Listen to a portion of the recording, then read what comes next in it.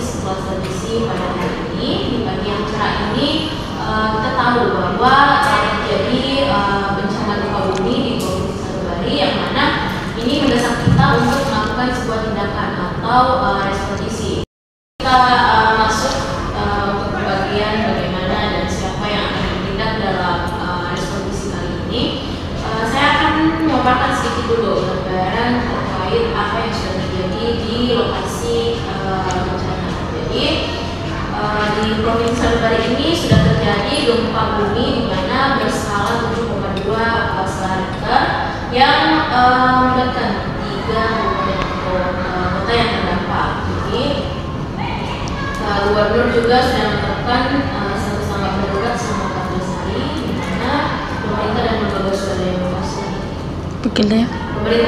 swadaya masyarakat dari daerah setempat dan dari luar daerah ini sudah melakukan penanganan bencana termasuk resolusi. Jadi untuk Provinsi Satu ini yang kita tahu statusnya itu tidak terlalu baik, meskipun tidak ada data penunjang, tapi banyak dari mereka yang tinggal di daerah yang sulit dijangkau dan jumlah pastinya tidak diketahui. Walaupun demikian, ini hanya perkiraan dan tidak menggambarkan secara keseluruhan situasi di provinsi tersebut. Contohnya itu ada Sudarto yang berusia 6 bulan, yang menderita gizi buruk dan beratnya hanya 3,4 kg. Di mana ini keluarganya itu tinggal di desa Devita yang terletak di Kabupaten Salinan, yang terpencil pastinya dan sulit dijangkau, di mana skala airnya juga ini terkendala di lokasi tersebut. Selain itu dalam 2 tahun terakhir harga-harga bahan pokok di sana itu juga terjadi kenaikan yang sangat drastis, yang mana ini jadi kendala bagi ibu hamil dan anak-anak usia balita yang mungkin bisa minim untuk mendapatkan makanan yang bergizi. Dan beberapa bayi juga di daerah tersebut itu diketahui bahwa berat badan lahirnya itu hanya 1,2 kg. Terus untuk data terakhir yang menggambarkan di provinsi tersebut itu hanya 20% ibu yang mempraktikkan pemberian ASI eksklusif. Dan dari data tersebut kita bisa menyimpulkan bahwa banyak anak yang menderita stunting dan gizi buruk. Selain itu juga tantangan yang dihadapi itu karena kita tidak tahu situasi pastinya seperti apa di daerah sana. Dan untuk selanjutnya yaitu kondisi demografi. Di sana di ibu kotanya sendiri, di kota Ambara itu memiliki populasi sekitar 7,7 juta penduduk, di mana 44,9% dari populasi ini berusia 15 tahun dan 13%-nya itu berusia lebih atau di atas 5 tahun, dengan pembagian 70,4% pria dan 36,3% wanita. Dengan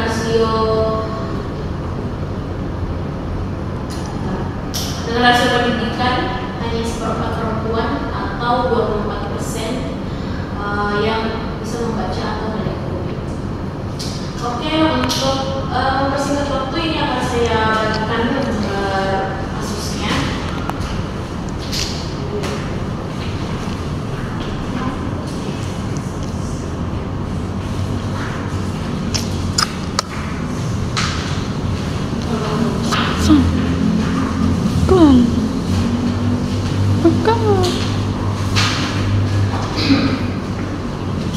Jadi bisa dilihat di gambar kasusnya itu ya, sudah tergambar mulai dari kondisi demografi, pendidikan, ekonomi, kesehatan, status gizi, kebijakan yang telah dilakukan, air dan sanitasi, ketahanan pangan dan lainnya. Jadi untuk mempersingkat waktu saja, saya mau update. Maksudnya dalam artian saya mau tahu bagaimana rencana dari teman-teman sekalian dari pertemuan ini untuk menangani pasca bencana dari lokasi yang terdampak. Mungkin bisa saya mulai dari tim aksi. Yang tim aksi boleh angkat tangan. Oke, mungkin bisa dipaparkan apa yang bisa tim kalian lakukan pasca bencana ini? Tentu koordinator, kami sudah melakukan distribusi model baby kit dan hygiene kit di beberapa wilayah daerah pengungsian. Namun kami masih memerlukan dukungan logistik untuk menjangkau daerah yang terpencil. Oke, distribusi model baby kit itu yang pertama ya. Hanya itu atau ada tambahan lagi? Oke, terima kasih. Untuk yang selanjutnya mungkin dari BSM Umat, boleh silakan. Baik, jadi kami siap untuk melakukan distribusi bahan makanan kepada para pengungsi. Namun kami juga membutuhkan tenaga lokal untuk membantu pelaksanaan dalam dapur MPASI. Kami juga akan memobilisasi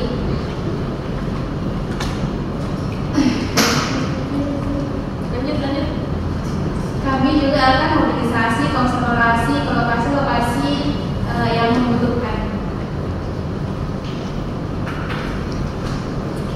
Oke.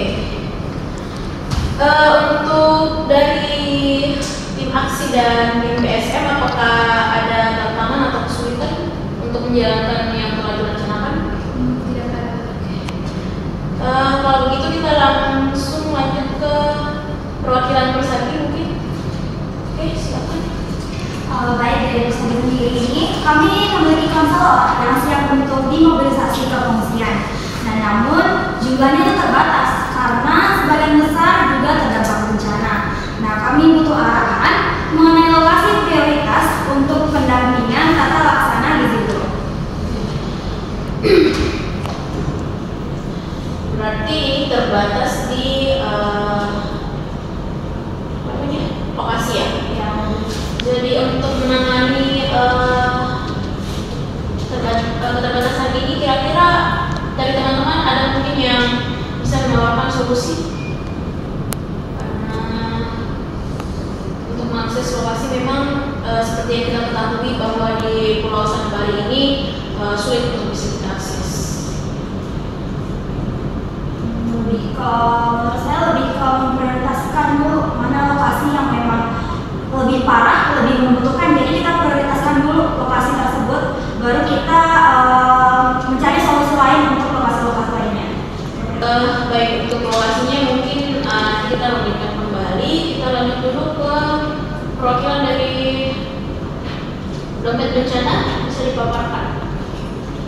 Baik, yang pertama kita lakukan itu identifikasi masalah atau dampak yang diakibatkan dari bencana tersebut, dan kita selanjutnya itu untuk melakukan atau menentukan anggaran yang diperlukan.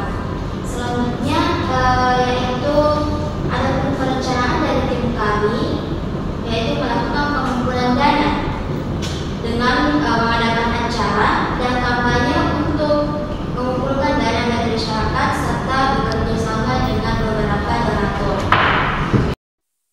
Untuk donaturnya apakah sudah ada tergambar akan mengontak siapa? Baik, untuk donatur kita bisa bekerja sama dengan beberapa daerah yang tidak terkena bencana tersebut, dan misalkan dari beberapa desa atau provinsi dan perusahaan-perusahaan. Baik. Untuk hal yang bisa dilakukan di lapangan nanti kira-kira seperti apa dari tim dompet bencana? Dari tim kami membawa beberapa buku bayi dan susu formula yang siap dibagikan ke pemimpin pengungsian. Namun kami juga menghadapi beberapa tantangan terutama dalam transportasi untuk menjangkau semua pengungsi.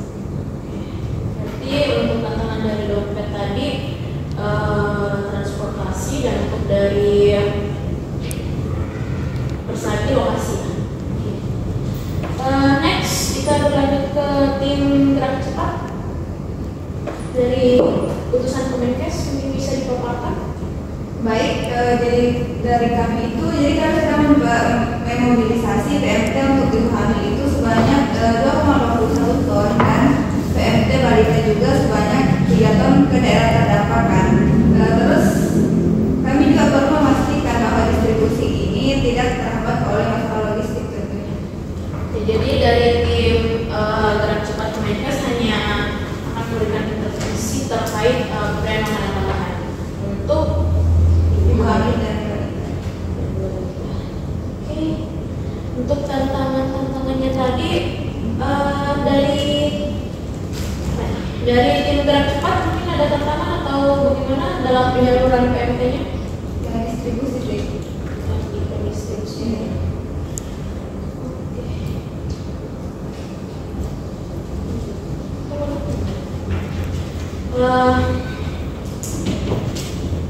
Mungkin dari kelima tim ini kita bisa membuat rencana tindak lanjut dari diskusi kita hari ini terkait apa saja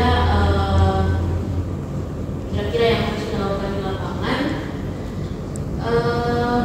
Mungkin bisa kita jadwalkan untuk survei kompetisi untuk mendapatkan data akurat mengenai kebutuhan di lapangan. Bagaimana dari teman-teman? Mungkin ada yang ingin mengajukan dari tim mana atau bagaimana? Tentu saja koordinator, kami akan segera melakukan survei tepat dan akan mengundang berbagai pihak. Mungkin dari tim lain ada saran atau masukan terkait kedepannya? Karena di sini kita hanya mengungkapkan dan merencanakan bagaimana dari masing-masing tim yang akan dilakukan di lapangan nantinya. Nah, kita harus cepat untuk melakukan tindakan karena ini sudah ada peringatan atau peringatan dari pemerintah di mana keadaan ini sudah masuk ke fase keadaan gawat darurat. Mungkin ada saran, masukan dari teman-teman sekalian? Baik, mungkin dari teman-teman ada saran dan masukan yang kiranya ditambah lagi untuk apa saja yang akan kita lakukan di lapangan. Baik, adapun masukan itu kita berikan edukasi terhadap masyarakat yang dengan cara menyebarkan informasi tentang cara menghadapi bencana dan pentingnya kesiapsiagaan. Untuk sarannya bisa diterima. Jadi untuk perwakilan mungkin ya, untuk yang bisa memberikan edukasi ini kira-kira dari tim yang mana atau mau dari semua tim itu mengurus perwakilannya. Boleh.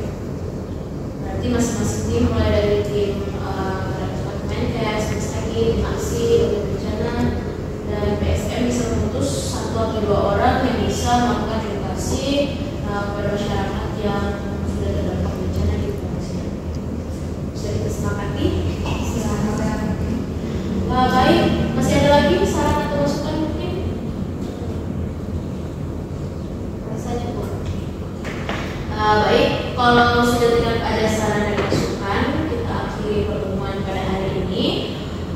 Terima kasih atas partisipasinya dan telah meluangkan waktunya untuk diskusi hari ini. Semoga kedepannya kita bisa lebih kompak dan bisa mengkoordinir